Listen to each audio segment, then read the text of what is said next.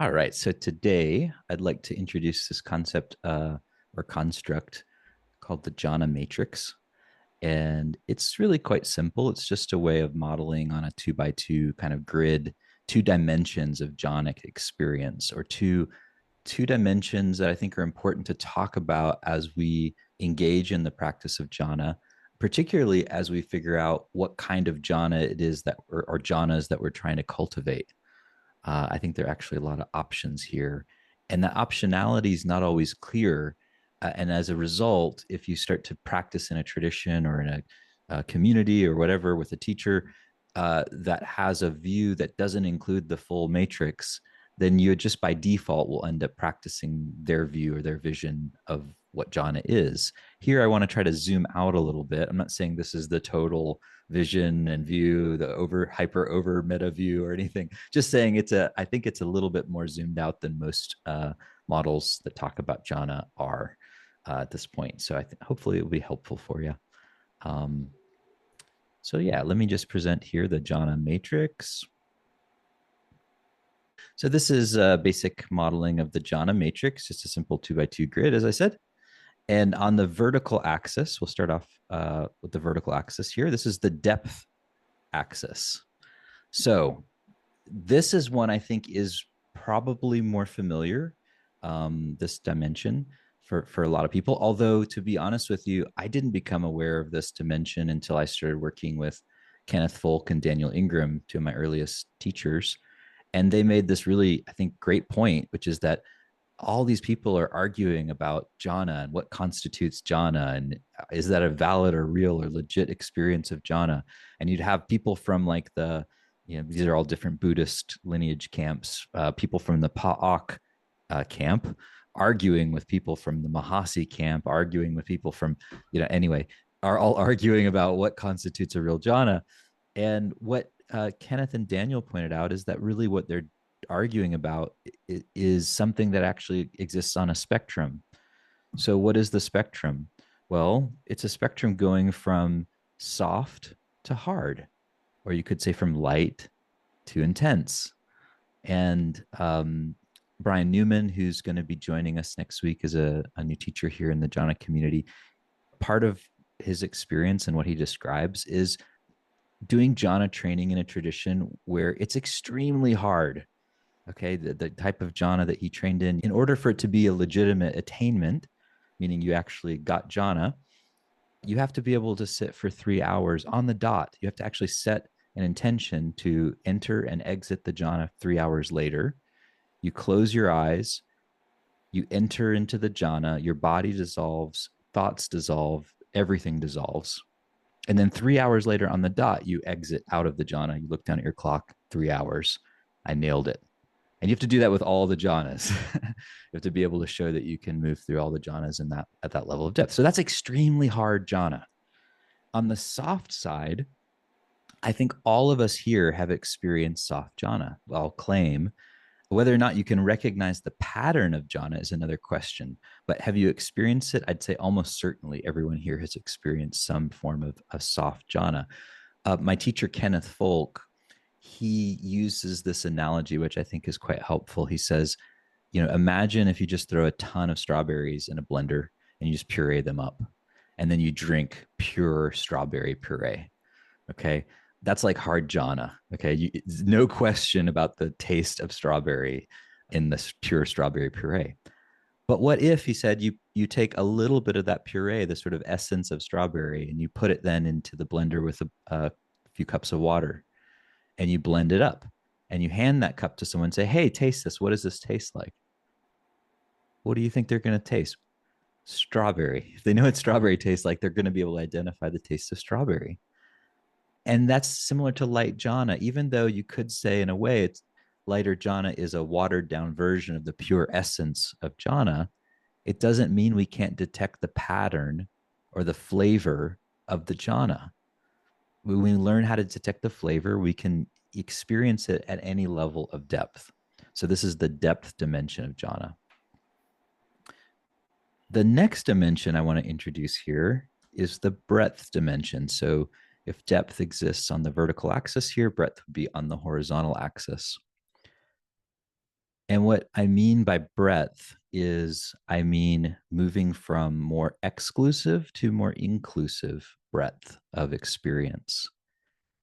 And what does this mean? Well, I'll reference Brian Newman's experience in the interview we recorded called Nut Job Jhana, which you're welcome to listen to. It's posted here in the Jhana community and also on the Buddhist Geeks podcast. And in that interview, as I was asking Brian questions about his experience, he mentioned that the kind of jhana he was trained in addition to being extremely deep and hard, also was very exclusive. And he said, if you were to take a gun and put it right next to my head while I'm in the middle of a jhana and you shoot it, I wouldn't even flinch. Of course, I don't think he actually tested that out, but he knows from his own experience, from hearing things in the environment or whatever things happening, that he just not aware of those things. That's how deeply exclusive the state of jhana was, to the exclusion of all else in the external environment. That's what I mean by exclusive. Whereas with an inclusive jhana, one would actually be focused on a type of experience that includes all of the external reality in the state. So not only your own experience, but the experience of others, if there are others present, the experience of the environment, sound, sight, smells, taste, touch, etc. It would include all of those external phenomena in the state. That's an inclusive jhana. So here now we have the full jhana matrix. On the vertical axis, we have depth. On the horizontal axis, breadth.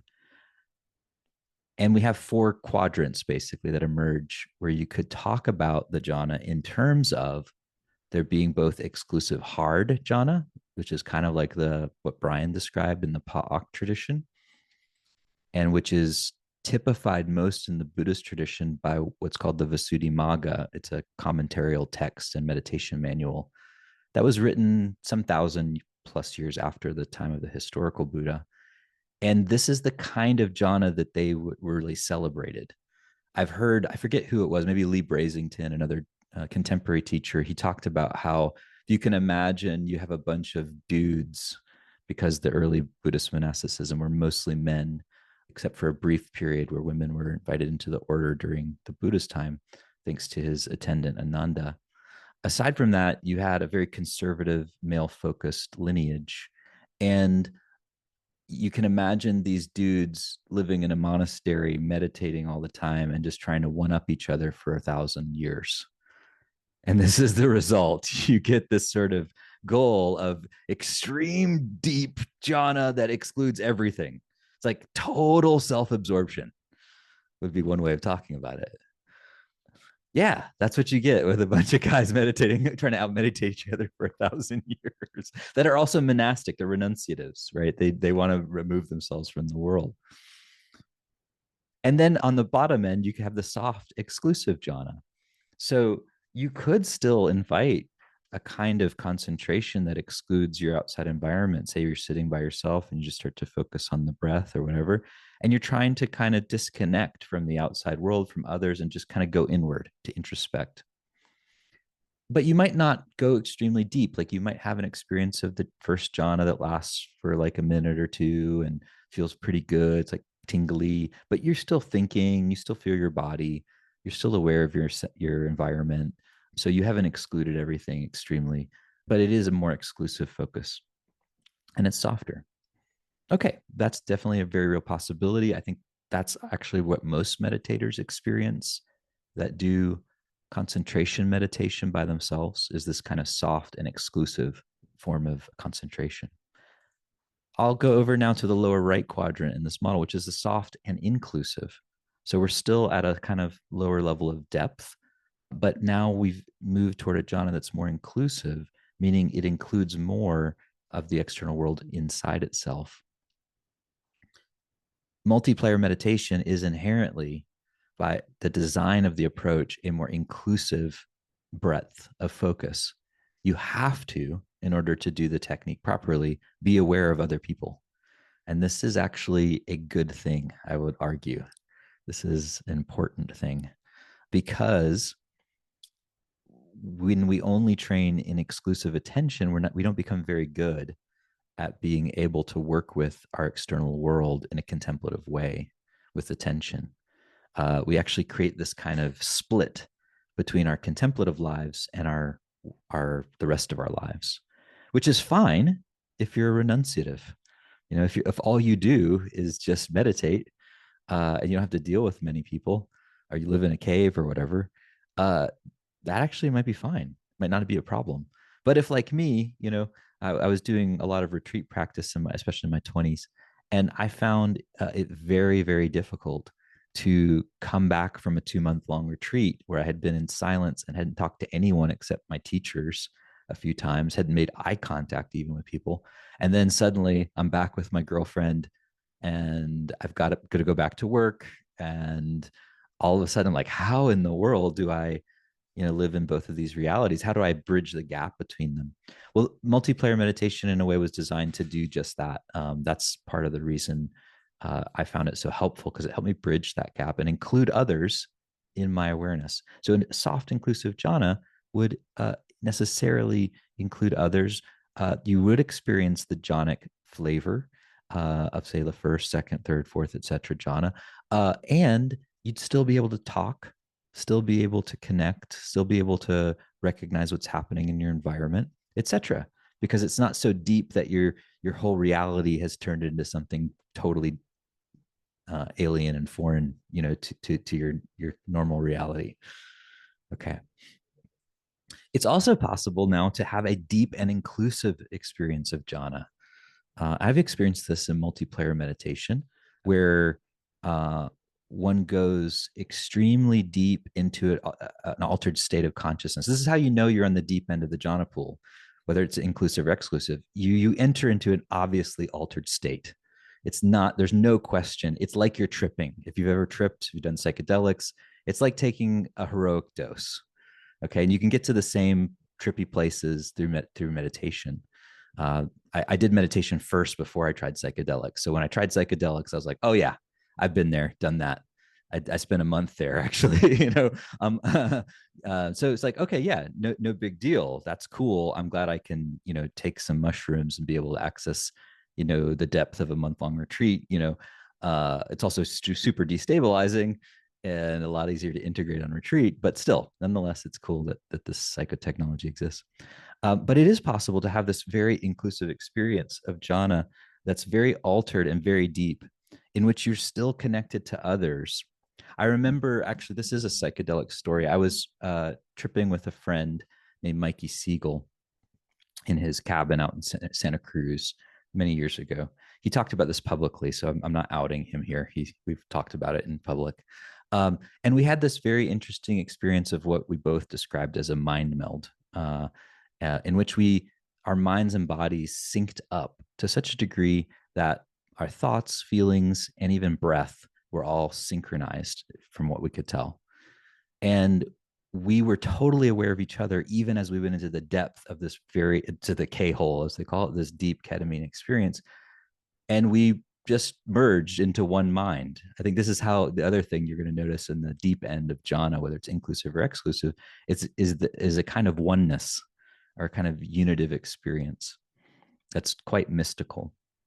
So it is possible to become one with everyone in a way where you're aware of everyone, and in a certain kind of sense, you're in relation to everyone. It's not excluding anything. And this is a profound experience. Can be just as profound, I'd say, as exclusive jhana. And so what I guess I'm saying here is that, Brian is teaching the more exclusive form of jhana, and I'm teaching a more inclusive form of jhana. Brian's emphasizing depth. I think depth matters, and I value depth, but I also think it's important that people just be able to function in their lives and not just be like dissociated contemplatives, as I've done.